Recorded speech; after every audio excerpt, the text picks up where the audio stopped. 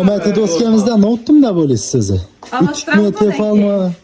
Hang, nima deysiz? Ayting qani? Sokajimalki, ha? Bo'ldi, bir dana sokajimalki berdim, olasizmi? Yo'q, olaman. Bir dana nanang misrovki. Ikkisini qo'shib? Yo'q. O, bu yerda utkutgan bo'lishingiz ham mumkin-ku. Men 30 yam olsa, fal 30.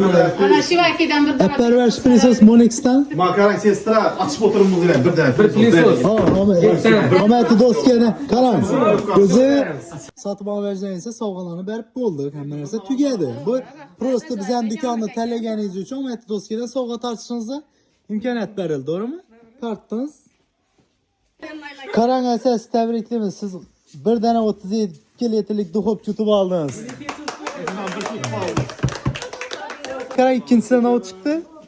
Bir dana blender chiqdi. Qarang. Neden geldim dediniz?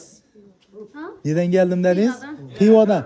Qarang, Xivodan gelishingiz arzimagan, shuncha reklamalarni ko'rib keldingiz, shuncha yo'l bosib keldingiz, oz yer emas. Arzimagan, kan Xivolara ne deysiz? Gelish to'g'ri taklifmagan. Bu podarka qarang, ne uchun yutib oldingiz? Xarid etib olmadingizmi yo prosta dillovchi tanlagingiz uchunmi? Fen ham qo'shib berildi. Gelasizmi yana? Kelaman. Asosida yana dillovchizda kutib qolamiz.